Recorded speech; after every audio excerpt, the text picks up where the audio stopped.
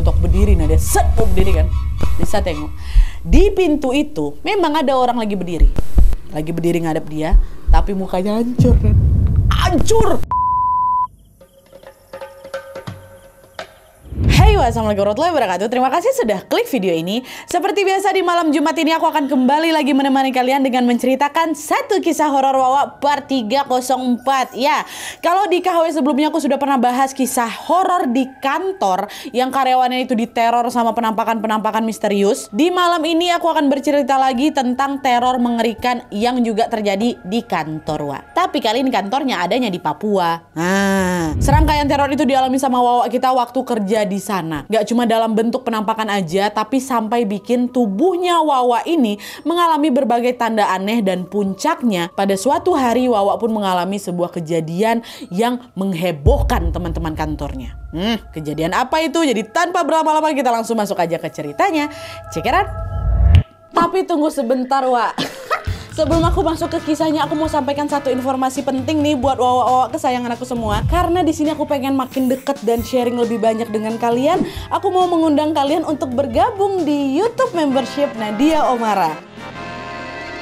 Dengan menjadi YouTube memberku setiap bulannya, Wak, kalian akan mendapatkan pertama, tambahan satu konten eksklusif dengan experience baru yang tidak biasa. Terus ada kalanya juga nih, konten eksklusif ini bisa menjadi tempat aku dan tim bisa lebih bebas berekspresi lagi, tanda kutip, dan juga menyampaikan informasi detail yang tidak bisa kami sampaikan di konten-konten biasanya.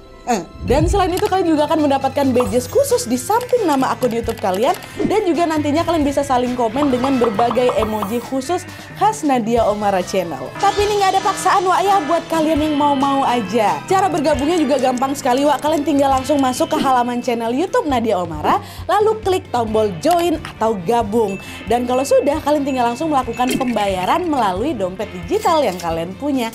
Udah selesai. Selamat bergabung dan selamat menikmati konten eksklusif dari kami di YouTube membership Nadia Omara. Kita tunggu kalian di room members only ya.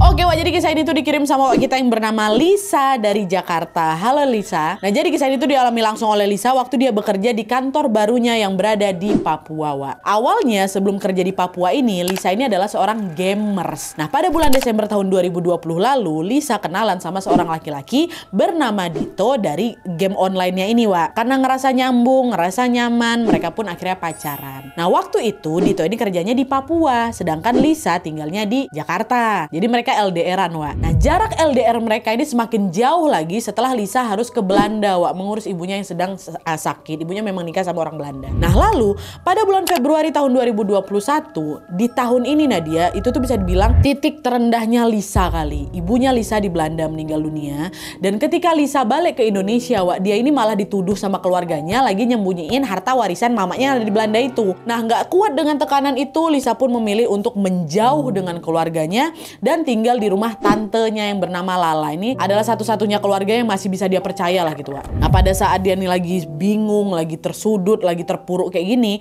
pacarnya Dito tadi tiba-tiba nawarin si Lisa untuk udah kamu kerja aja lah di Papua dibanding kamu kayak gitu. Nah, setelah pikir panjang, Lisa pun akhirnya setuju dan langsung terbang ke Papua. Kebetulan, Wak, Dito ini juga macam atasan gitu lah di sebuah perkantoran. Jadi lagi ada lowongan, dah kamu kerja di sini aja biar sama aku juga gitu. Sesampainya di Papua, Lisa langsung dijemput sama Dito pakai mobil. Waktu itu mereka harus menempuh perjalanan darat dulu, Wak, menuju ke kantor ini yang berada di sebuah distrik yang bernama Distrik Tiom. Lokasinya berjarak sekitar 4-5 jam dari kota Wamena, Wak. Nah, di setengah perjalanan kemudian, mereka itu sempat menepi sebentar di area dataran tinggi. Memang cantik kali pemandangan di sana, Nadia, untuk istirahat dan lihat-lihat. Nah, waktu lagi istirahat ini, Lisa ngeliat dari tempat dia berdiri itu ada sebuah sekolah yang berada di bawah dataran tinggi. Dan dari sana Lisa melihat ada seorang perempuan yang melambaikan tangan ke arahnya. Perempuan itu pakai baju kuning, terus rambutnya dikepang dua gitu. Kalau dilihat-lihat macam memang penduduk lokal di sana, Nadia. Aku balas, silakan, aku lambai balik nih. Tapi di situ Dito malah bilang, ngapain kamu, Lis? Lambai sama siapa kamu? Nah, tepat setelah Dito bertanya kayak gitu, si perempuan baju kuning itu hilang, Nadia. Kok nggak ada dia? Kenapa? Oh, nggak apa-apa kok, nggak apa-apa yang gitu. Dah, akhirnya udah tuh mereka nggak ada lagi bahas kejadian tadi dan kembali melanjutkan perjalanan ke distrik Tiom. Sesampainya di sana, mereka nggak langsung ke kantor, Wak, tapi sempat nginap dulu tuh di rumah inap perusahaan, di kamar berbeda tentunya. Barulah keesokan harinya Dito ini nganter Lisa ke kantor tempat dia ini akan bekerja. Sesampainya di kantor atau di distrik Tiom itu, Wak, Dito ini sebagai atasan, dia langsung ngenalin Lisa lah ke beberapa pegawai. Ada yang namanya Om Bagas, Om James, dan juga Om Rudy. Dan selain itu di kantor itu juga ada cleaning service yang kerjanya dari jam 6 pagi sampai jam 6 sore. Namanya Yemir dan Wenda. Nah, setelah kenalan, Dito pun menjelaskan terkait job desk-nya dan juga jam kerjanya Lisa. Nah, di kantor ini agak sedikit unik, Wak. Lisa itu waktu itu bekerja sebagai staff accounting yang bekerja dari jam 6 sore sampai jam 11 malam. Kenapa jam kerjanya malam gitu, Nadia? Gegara memang mayoritas pegawai di sana itu, Wak, udah punya kerja utama dulu nih di siang hari. Om Bagas dia siangnya kerja jadi guru SMP, Om James kerja juga di kantor lain. Jadi bisa dibilang sistem kantor ini tuh semacam kantor sambilan kolektif gitu loh, Wak. Tempat orang-orang dengan double job ngumpul untuk ngerjain kerjaan bareng waktu malam hari kayak gitu. Jadi bukan shift malam ala-ala rumah sakit, bukan juga kantor yang buka 24 jam, bukan. Tapi memang jam operasionalnya dari jam 6 sore sampai jam 11 malam. Sengaja digeser karena ya itu tadi lah. Lisa awalnya juga bingung, tapi karena dia juga lagi butuh kerjaan, dia juga lagi nggak mau kerja di sana, nggak mau tinggal di Jakarta ya kan, akhirnya ya udah aku jalanin aja dulu gitu kan. Dito juga ngejelasin kalau di kantor itu nggak ada listrik, Wak. Jadi penerangan satu-satunya di sana pakai genset. Itulah kenapa di kantor itu tuh ada ruangan khusus yang dipakai untuk menyalakan genset, Wak. Lokasi simpan genset ini tuh berada di ujung lorong bangunan utama. Selain nggak ada listrik, Wak, di sana juga nggak ada jaringan internet dan nggak ada sumber air. Kalau mau mandi, mau cuci-cuci, mereka tuh harus nampung air hujan dulu di sana. Nah, semua pegawai kecuali cleaning service juga tinggal di kantor itu, Wak. Lisa menempati sebuah kamar yang berada di dalam ruangan kerja. Jadi ada ruangan kerja mereka kumpul kan, di situ ada kamar, di situ Lisa nginap. Sedangkan pegawai yang laki-laki tidur di satu kamar yang lokasinya ada di dapur. Cuman ada dua orang, Wak, yang jarang nginap di kantor. Pertama Dito, yang kedua Om Rudy. Jadi yang setiap saat ada di kantor ya cuma Lisa, Om James sama Om Bagas gitu ya. Nah, setelah pengenalan singkat tentang kantor barunya, hari itu juga Lisa pun mulai bekerja. Tentunya Lisa masih butuh adaptasi, Wak. Tapi untungnya setelah beberapa hari bekerja, Lisa pun mulai terbiasa dengan ritme kerja di sana. Meskipun begitu, ada satu hal yang belum sepenuhnya dia pahami, yaitu soal pantangan-pantangan yang katanya nggak boleh dilanggar di kantor itu. Sampai akhirnya sebuah kejadian pun terjadi, Wak. Nah, sejak saat itu satu persatu hal aneh pun mulai menghampiri Lisa. Terornya seperti apa? Baru kita masuk. Teror pertama yang dialami sama Lisa ini terjadi 2 minggu setelah dia kerja di distrik Tiom. Nah, waktu itu sekitar jam 11-an malam, Lisa nih kebelet pipis, Wak. Tapi gegara toilet di kamar mandinya ini lagi nggak ada air, dia pun pergi ke toilet lain di luar ruangan kerja. Sambil bawa senter, waktu itu lampu di luar ruangan memang sengaja nggak dinyalain, Wak, untuk hemat solar genset ya kan, makanya dibawa senter tuh. Nah, Lisa periksa lah itu satu persatu toilet yang ada di kantornya. Sampailah dia ketemu ada satu toilet di depan sebuah ruangan A lah itu kita sebut ya. Nah, waktu dicek, air di toilet itu lumayan penuh, Wak. Jadi Lisa masuk ke sana buang air. Nah, pas dia mau balik lagi ke ruang kerja, awalnya dia nggak ngerasain apa-apa, Wak. Sampai besoknya waktu dia lagi makan siang nih sama kawan-kawan kantornya, Lisa ini tiba-tiba ngeluh. Aduh, Om, kok kaki aku sakit ya, nyeri kali rasanya. Ditanya sama si Om kan, kamu habis ngapain emang tadi malam? Nggak ngapa-ngapain, Om, cuman kerja kayak biasanya aja. Coba aku tengok kakimu, kata si Om kan. Lalu Lisa ngecek lah ini kakinya, dan ternyata ada tanda lebam kebiruan di kaki aku. Om Bagas waktu itu langsung bilang, betul kok tadi malam gak kemana-mana? Seingatku tadi malam aku cuman pipis aja, Om, dekat depan ruangan A tuh, ha. Soalnya di kamar mandiku airnya lagi habis itu udah aku nggak kemana-mana lagi. Kamar mandi yang mana? Kan ada banyak di sana. Yang kedua, Om, aku pipis di situ. Nah, waktu denger itu, Om James yang langsung nyaut. Oh ya udah, apa-apa. Nanti sembuh sendiri itu. Lain kali kamu nggak usah lagi pipis di situ ya. Kamar mandi itu udah lama nggak dipakai katanya.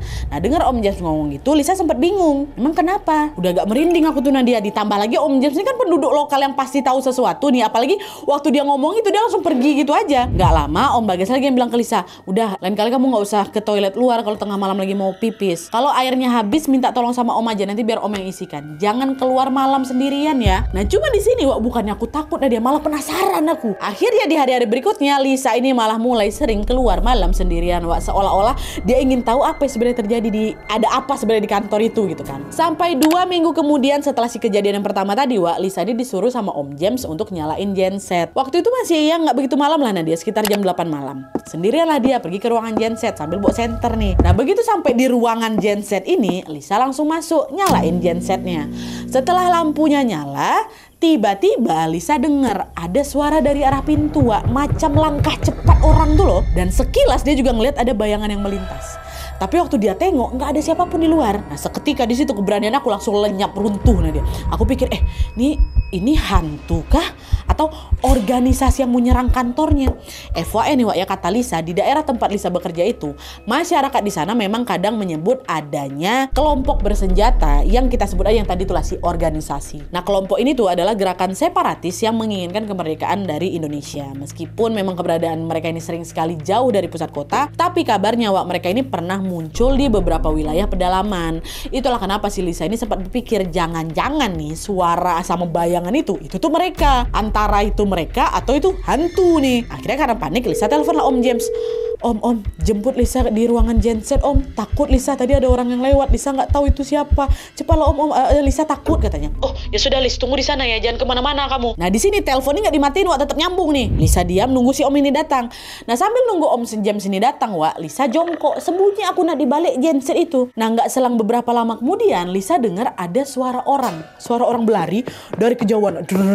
Makin lama suara makin dekat, jadi makin berlari mendekat tuh loh Wak. Sampai akhirnya suara itu berhenti tepat di depan pintu genset. Di situ Lisa mikir, oh ini Om James nih. Refleks lah dia langsung manggil, Om James, gitu kan, buat mastikan. Tapi di saat yang sama, Om James yang masih kesambung di HP ini bilang, Lisa, kamu masih di sana kan? Tunggu bentar ya, bentar. Dikit lagi Om datang. Nih Om lagi mau jalan nih ke tempat kamu. Katanya gitu, jangan matikan teleponnya. Waktu denger itu rasa mau pingsan aku dah dia. Ternyata yang di depan tuh bukan Om James. Om James masih di tempatnya, Wak. Jadi Lisa nggak tahu siapa tuh yang lagi ada di depan pintu ya kan. Di situ Nadia aku tetap sembunyi. Ya astagfirullahaladzim, baca-baca doa. Dia kan nggak berani dia keluar sama sekali. Tapi anehnya, Wak, tiba-tiba Lisa denger suaranya Om James itu manggil di depan pintu, bukan di HP ini. Lisa, sini keluar, kata kayak gitu kan. Di situ udah oke. Pas itu Om James dong. Om James nggak ngomong di telepon, tapi ngomong langsung di depan. Lisa udah mau nyamperin nih, Wak. Tapi waktu aku berdiri, dia set mau berdiri kan. Lisa tengok di pintu itu memang ada orang lagi berdiri ngadep dia, tapi mukanya hancur kan. Hancur. Astagfirullahaladzim. Om James, cepat ke sini Om. Cepat ke sini Om. Hancur kali mukanya. Untung Om James udah dekat. Dia langsung berlari kan si Lisa jongkok lagi tuh dibawakan ketakutan dia. Waktu si Om James masuk udah tengok Lisa lagi kejongkok itu ketakutan bergetar badannya. Lisa. Udah nggak apa-apa. Om ada di sini. Ayo keluar kita. Langsung lah diantarin Lisa balik ke ruang kerja nih. Sesampainya di sana Lisa tuh saking shocknya dia cuma diam aja, dia takut. Oh gitu kan, kon aku di sana semua nggak ada yang berani nanya nih. Sampai besok paginya setelah kejadian itu, Lisa baru ngeh kalau di lehernya ada tanda lebam biru, Wak. Jadi macam habis dijerat sesuatu lah. Dan tanda biru itu, Wak, mirip kali sama lebam yang ada di betis kiri. Waktu itu waktu di betis itu aku masih mikir, ini mungkin aku kesandung apa. Tuh kadang-kadang kan juga sering aja muncul di kaki-kaki kita tuh kan, Wak. Saking kita capek ya, tapi kita nggak sadar. Cuman ini di leher, lebamnya di leher macam habis terjerat sesuatu. Cuma di sini karena Lisa sadar dia anak baru dan dia nggak mau bikin orang-orang pun jadi panik sama dia, Lisa diam aja tuh, dia nggak mau cerita. Akhirnya dia tutuplah tanda itu pakai turtleneck, baju yang nutup sampai leher tuh. Jadi selama beberapa hari ke depan dia sampai itu hilang, aku tetap pakai turtleneck untuk kerja gitu. Muncul lagi tanda di leher.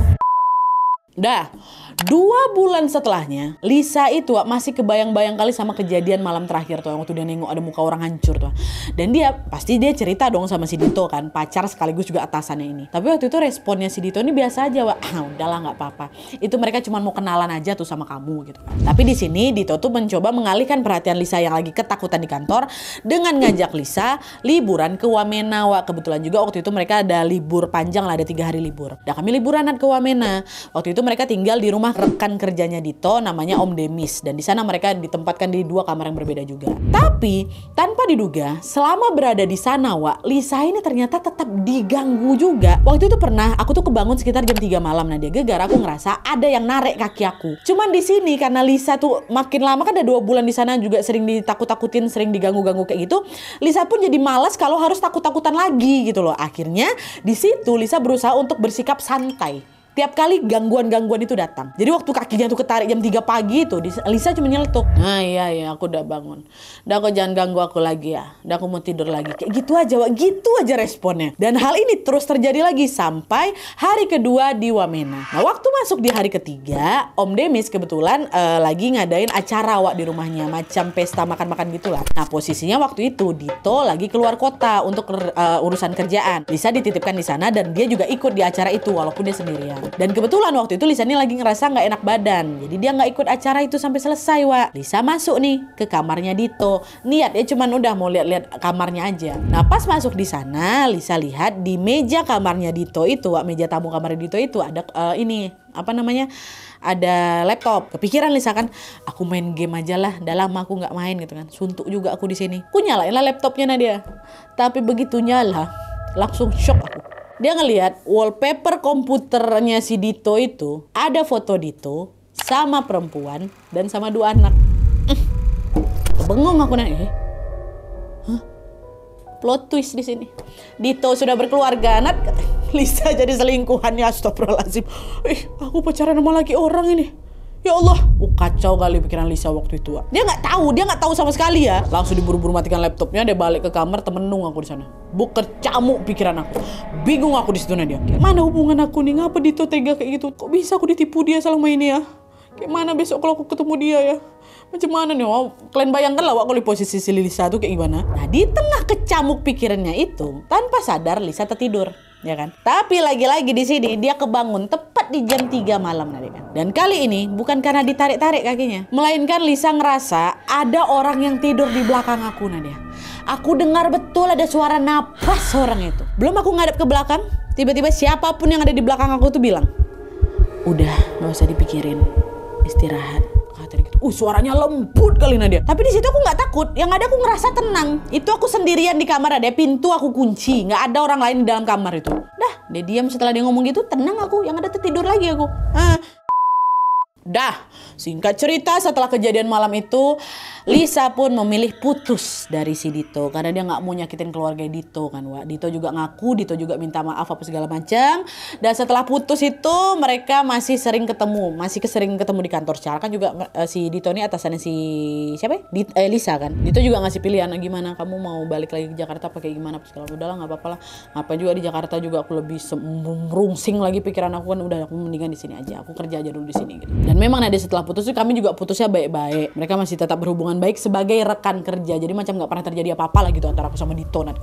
Dah, beberapa bulan kemudian kantor mereka pun akhirnya baru dipasang wifi itu. Dan wifi itu terhubung langsung ke jaringan kantor pusat yang punya genset aktif 24 jam. Jadi walaupun nanti listrik di Tiom itu sempat mati, selama perangkat internet di Tiom ini tetap menyala, Nadia misalnya pakai daya cadangan tuh, koneksi ke pusat tetap stabil.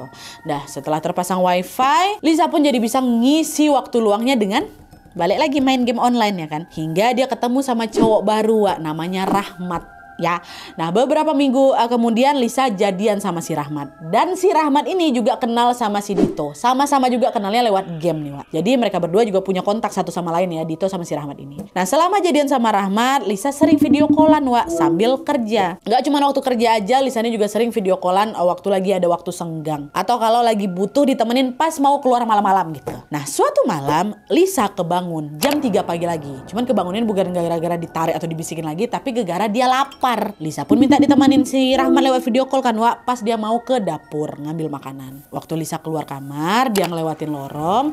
Nah di setelah lorong itu ada ruang terbuka, Wak, yang kanan kirinya itu ada macam air mancur Nadia. Nah waktu aku lewat jalan itu, tiba-tiba Lisa dengar ada suara perempuan. Mau kemana? Gitu. Lisa balik-balik lagi di sini, dia cuek kayaknya kan. Mau ke dapur ambil makan. Permisi ya, kata dia gitu. Kan Lisa udah kayak gitu deh sekarang kan, Wak. Nah waktu Lisa ngomong kayak gitu, Rahmat kamu ngomong sama siapa yang? Katanya, oh enggak siapa-siapa. Udah temenin aja lah aku, katanya, jangan dimatikan video callnya ya gitu. Udah Lisa ke dapur, sampai di sana dia langsung makan di dapur. Terus balik lagi nih ke kamarnya. Tapi sama seperti sebelumnya, Wak, dia kan harus ngelewatin ruang terbuka itu lagi kan. Begitu mau lewat di sana, ada lagi suara itu. Udah kenyang? Gitu. Udah, permisi ya, aku mau lanjut tidur lagi di kamar nih, kata Lisa kayak gitu. Setelah ngomong itu Lisa Agak takut tuh Nadia, aku percepat langkahku kan, masuklah ke kamar. Waktu nyampe di kamar ditanya lagi sama si Rahmat, kamu ini kenapa sih sayang, kamu permisi ke siapa? Tuh tadi udah itu penghuni di sini, biar aja lah dia nggak ganggu kok. Udah biasa aku di sini yang. Nah habis bilang kayak gitu, Lisa langsung mengalihkan pembicaraan ke yang lain. Udah mereka video callan lagi tuh sampai subuh kami video callan dia sampai jam 4:15 pagi. Nah tiba-tiba di situ Lisa dengar suara lagi. Katanya mau tidur. Wah suara itu jelas sekali Nenek. Dan itu arahnya dari depan muka aku. Di situ aku udah nggak bisa santai lagi. Takut aku di sana. Dah yang aku mau tidur yang. Nah, baru habis itu dia betul-betulan tidur. Wak. Setelah kejadian malam itu, Lisa makin sering lagi kebangun di jam 3 pagi. Entah karena kakinya tiba-tiba ngerasa ketarik atau karena dia ngerasa lapar. Jadi semenjak itu Nadia aku sering terbangun jam 3 pagi gara-gara lapar. Padahal sebelumnya nggak pernah kayak gitu. Sebelumnya juga aku udah makan duluan gitu kan. Sampai 2 bulan kemudian, kejadian mistis yang menimpa Lisa ini makin memuncak lagi. Bahkan kali ini sampai menghebohkan teman-teman sekantornya. Nah jadi malam itu Lisa sama kawan-kawan kantornya ini lagi lembur sampai sekitar jam 2 malam. Nah setelah pekerjaan selesai, Dito ada di sana juga. Dito, Om James, Om Bagas balik ke kamar mereka. Cuman Lisa masih stay tuh di meja kerjanya. Seperti biasa dia video callan juga nih sama si Rahmat ya kan, sambil nyalain laptop buat nambah penerangan dia lagi. Jadi posisinya HP-nya dipasang di stand holder, terus ditaruh di atas meja gitu. Nah mereka terus ngobrol ngobrol sampai di titik aku tuh udah ngerasa kayak ngantuk kali Nadia, ngantuk kali. Tidur aku, tertidur, sandar di kursi. Sadar aku kok, aku tidur. Nah, tapi ternyata dari POV-nya si Rahmat ini, Lisa nggak tidur. Rahmat ngelihat dengan jelas, Lisa tuh lagi duduk diam sambil dia nunduk gitu. Nah waktu itu Rahmat pikir dia ketiduran. Akhirnya dipanggil sama Rahmat, yang bangun yang, kalau mau tidur di kamar jangan di situ gitu kan. Nah waktu dipanggil nggak nyaut siapa ini si Lisa. Rahmat pikir betulan ketiduran. Yang dipanggil lagi kan. Nah waktu udah dipanggil kesekian kalinya baru Lisa noleh ke arah HP. Nah waktu dia noleh ini Rahmat sempat kaget. Dia ngelihat muka Lisa tuh bercahaya kali bercahaya bukan dari arah lampu mana-mana memang bercahaya, bagian mukanya aja bercahaya. Gitu. Dan yang anehnya di sini Lisa ini tiba-tiba out of nowhere nanya, "Aku cantik nggak?" Langsung Rahmat bilang kan, "Iya sayang, kamu selalu cantik kau. Udah ya, buruan tidur sana. Udah mau subuh ini, kau juga ngapain nanti kau ketiduran pula di meja kantor." Lisa nggak ngerespon dia malah ngulangin pertanyaan yang sama sampai 4 kali. "Aku cantik nggak? Aku cantik nggak?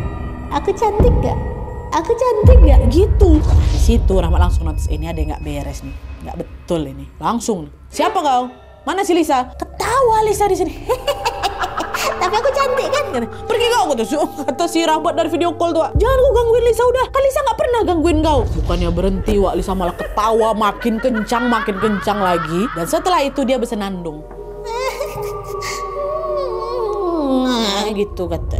Dan entah dia dapat dari mana tiba-tiba si Lisa ini pegang korek api di tangan kanannya, dinyalain korek itu digini nih.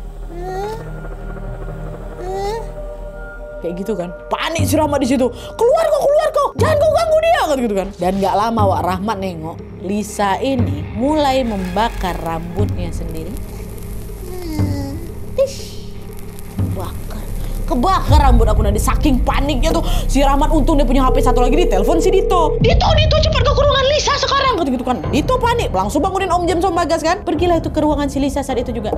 Begitu sampai di sana mereka bertiga di sana termasuk si Rahmat yang pertama kali kaget waktu lihat si Lisa ini udah ngebakar rambutnya, teriak-teriak sampai marah-marah gitu loh. Tapi rambutnya udah kebakar. Dito langsung ambil kain basah dipadaminnya api dekat rambutnya si Lisa itu. Om Bagas sama Om James langsung bawa si Lisa ke kamarnya si Lisa. Mereka bertiga mencoba nyadarin si Lisa dengan tapi agak ekstrim ditamparnya itu pipinya si Lisa berkali-kali ditampar. Bangun kau kata. Tapi Lisa masih terus berontak Marah Om James ini kan, dijambak rambut si Lisa, ditampar balik. Memang digitukan aku Nadia. Kau mau apa sebenarnya? Udah kau nggak usah ganggu di sini, cepat kau keluar, kasihan anak ini. Makin ngamuk Lisa di situ. Makin Lisa ngamuk, makin digas lagi sama Om James. Kau mau apa gitu. Nah waktu Om James bilang kayak gitu Lisa diam. Terus dia langsung tatap satu persatu orang yang ada di kamar. Bertiga tuh ditatap satu. Langsung dia teriak, "Bahkan saya mau makan, saya lapar. Kata dia kayak gitu. Nah nggak ada satupun orang di sana paham ucapan si Lisa. Kau mau makan apa? Kami mau ngasih kau makan apa? Akhirnya Dito langsung nelpon orang yang dianggap paham soal ini, Wak. Siapa dia? Cleaning service, Ymir tuh. Ymir, cepat kau datang ke sini Ymir. Lisa kesurupan ini. Cuma kau yang paham nih, cepat datang ke sini gitu. Nah akhirnya Ymir datang nih, Wak. Dito sama om-om berdua ini masih tetap megangin Lisa. Ada yang megangin tangan aku, ada yang megangin kaki aku. Ada juga yang bacain ayat kursi, ada yang bacain Roh Kudus, semua ada disebutin. Tapi semua nggak mempan. Masih juga berontak si Lisa ini kan sampai jam 5 pagi, Wak. Setelah si Ymir ini tiba, Ymir masuk ke kamar, Wak. Waktu dia baru masuk kamarnya, langsung diam Lisa. Diam macam orang ketakutan. Di situ Dito sama yang lain berusaha melepaskan pegangannya dari tubuhnya Lisa kan. Ymir mendekat ke arah Lisa. Dan dalam sekejap langsung pingsan Lisa. Ymir belum sempat ngapa-ngapain lagi, cuma datang dekat pingsan. Nah waktu Lisa pingsan ini, Wak, mereka udah lihat rambutnya Lisa tuh udah hangus tengah, udah nggak karu-karuan bentuknya, itu bakar rambut tuh. Pergelangan tangan kakinya si Lisa udah memar semua ya kan, gara dipegang sama orang tadi. Di situ gara dia pingsan diselimutin lah sama Om Bagas. Tapi mereka tetap standby di situ, Wak, berjaga-jaga. Nah beberapa saat setelah pingsan, Lisa kebangun nih, Wak, dari pingsannya. Waktu dia bangun dia tengok lah, itu sekeliling aku udah ada mereka bertiga. Nanya aku di situ, ngapa kalian ada di sini, ada apa gitu kan. Dito jawab, kamu tuh habis kesurupan loh. Kemana kamu semalam? Ada keluar kamu. Loh, aku nggak kemana-mana. Orang aku tidur kok di kamar, kata gitu kan. Hah? Tidur apa? Semalam kami duluan yang masuk tidur. Kau masih kerja, kau video call sama si Rahmat. Kau keserupan sampai kau bakar rambut kau sendiri loh. Untung si Rahmat nelpon aku. Mana ada aku bakar rambut? Aku tidur kok. Coba aku tengok nih, mana ada aku bakar rambut aku. Dan waktu Lisa ngomong kayak gitu, Wak, semua orang yang ada di ruangan itu langsung ngecek rambutnya Lisa lah, ya kan. Sekalian mau memastikan memang ya kebakar rambut kau tadi malam, kau yang ngebakar kan. Waktu aku gini kan rambut aku, Nadia. Enggak. Memang betulan nggak kebakar, ya kayak biasa aja rambut aku. Di situ Om James, Om Bagas sama si Dito tepelongo. Hah? Tidak terbakar rambutnya. Hah? Oh, dilihat dipegang tuh. Kok nggak kebakar? Pandang-pandang yang nengok nggak cuma siapa, nggak cuma satu bertiga, Wak. Kok ini jadi nggak kebakar? Balik ke posisi semula. Makin curiga mereka tarik selimutnya kan. Ditengok kaki tangan, kata dia lebam-lebam habis dipegang sama mereka kan. Ada hilang, lenyap. Biasa aja, nggak ada. Aku masih ingat betul ada pemandangan mereka bertiga tuh bingung. Nah, mereka besar-besar kekar-kekar dengan kebingungan mereka gegar hal itu. Nah di situ waktu orang lagi bingung ini, Ymir bilang, udah Kak, bapak-bapak, nanti saya beli ayam 6 ekor untuk dikubur di sekitar kantor. Maaf Pak, saya lupa. Kalau ini tuh udah 6 bulan lebih Lisa tinggal di sini. Biar saya sama Wenda yang urus. Sekali lagi saya minta maaf ya Pak ya. Lisa waktu itu nggak ngerti, Wak, ucapan Ymir kayak gitu tuh buat apa. Karena Lisa habis itu langsung disuruh istirahat lagi sama kawan-kawan. Udah, aku istirahat aja gitu. Nah 2 hari kemudian barulah Lisa ini dengar cerita utuh dari teman-teman kantornya, Wak, soal kejadian yang menimpa dia. Tadi sebagian udah aku ceritain dan sebagian lagi menurut cerita mereka setelah si Lisa itu tertidur waktu habis kesurupan itu, Wak, ternyata si Ymir ini datang ke ruangan genset. Ya, nah di sana dia marah-marah, Wak. Nggak jelas dia pakai bahasa apa tuh, ha? Tapi yang jelas dia marah-marah di situ. Ini ruangan genset tuh malah marah-marah sendirian. Wah, kamu ini gitu. Lalu dia keluar dari ruangan itu sambil ngebanting pintu tuh keras-keras, gitu kan. Nah setelah itu Ymir langsung ke pasar beli 10 ekor ayam. Nah 6 ekor dibakar terus dikubur di sekitar kantor. Sedangkan 4 lainnya dibakar untuk disantap bersama-sama orang kantor. Aku nggak tahu apa fungsinya Nadia, tapi yang jelas sejak saat itu udah gak pernah lagi aku digangguin malam-malam. Gak ada yang narik kaki, manggil dia kalau misalnya ke dapur, udah gak ada sama sekali. Udah gak ada, bener-bener kayak hilang gitu loh. Cuman di sisi lain, Lisa juga masih bingung. Kenapa dari sekian banyaknya orang, kenapa harus aku yang diganggu? Aku nanya ke Om James sama Om Bagas kan. Nah di situ Om James bilang, sebenarnya Om tuh udah tahu dari awal kalau ada beberapa sosok yang memang iseng gangguin kamu, Lisa. Ya udah, mereka cuma sekedar pengen kenalan sama kamu aja gara-gara kamu orang baru. Cuman Om nggak tahu kalau kamu bakal diganggunya separah ini. Cuman sekarang udah aman kok ini. Kantor kita udah bersih. Udah, kamu gak bakal diganggu-ganggu lagi. Itu katanya kan. Nah dengar penjelasan itu, Lisa jadi keingat, Wak, sama perempuan berbaju kuning dengan rambut kepang 2 yang ditengok di perjalanan itu sebelum nyampe ke distrik Tiong. Lisa mikir mungkin itu salah satu sosok yang udah neror dia selama dia ada di kantor Tiong. Mungkin itu awalnya gitu loh, Wak. Karena kan Om James bilang waktu dia datang udah banyak yang ngikutin gitu kan. Mungkin salah satunya dia itu. Tapi alhamdulillahnya setelah itu Lisa udah gak digangguin lagi. Udah gak pernah kesurupan lagi. Lisa tetap bekerja di kantor distrik Tiom seperti biasanya. Sampai akhirnya lumayan betah juga aku di sana. Nah dia 2 tahun aku kerja di sana, baru aku balik lagi ke Jakarta. Jadi gitu ceritanya, Wak. Oke, Wak, jadi itu tadi pengalaman horor yang dialami sama Lisa. Nggak kebayang ya gimana rasanya jadi dia ini. Niatnya mau biar tenang di tempat kerja, tapi malah dapatin kejadian mistis kayak gitu. Ya Allah. Belum lagi Lisa ini juga dipaksa untuk adaptasi dengan fasilitas yang terbatas sekali selama di sana. Bahkan juga dihantui dengan ancaman serangan-serangan dari organisasi setempat yang sewaktu-waktu bisa datang kapan aja. Deg-degannya kan jadi double kan, Wak. Tapi untungnya kawan-kawan kantornya baik, kawan-kawan kantornya peduli kali sama dia. Dan ternyata betul juga kalau kita masuk ke tempat baru ada baiknya kita juga nggak asal bertindak sih. Karena setiap tempat bisa jadi menyimpan cerita mistisnya masing-masing. Terlepas kita mau percaya atau tidak, tapi selagi kita berada di lingkungan yang meyakini hal-hal itu, Wak, nggak ada salahnya kita menghargai semua kepercayaan mereka, Wak, ya. Jangan lupa untuk selalu berhati-hati dimanapun kalian berada, dan tentunya jangan lupa berdoa dimanapun itu. Oke, Wak, jadi sekian dulu videonya. Terima kasih banyak yang sudah menonton. Kalau kalian suka video ini, klik like-nya. Jangan lupa komen bawah tidak ada dan saran-saran untuk selanjutnya. Jangan lupa nyalain notifikasi supaya kalian tahu kalau aku upload video baru, and as always jangan lupa untuk klik tombol subscribe supaya kalian sama-sama tahu informasi menarik dan menegangkan dari channel aku. See you next video, Wak. Bye.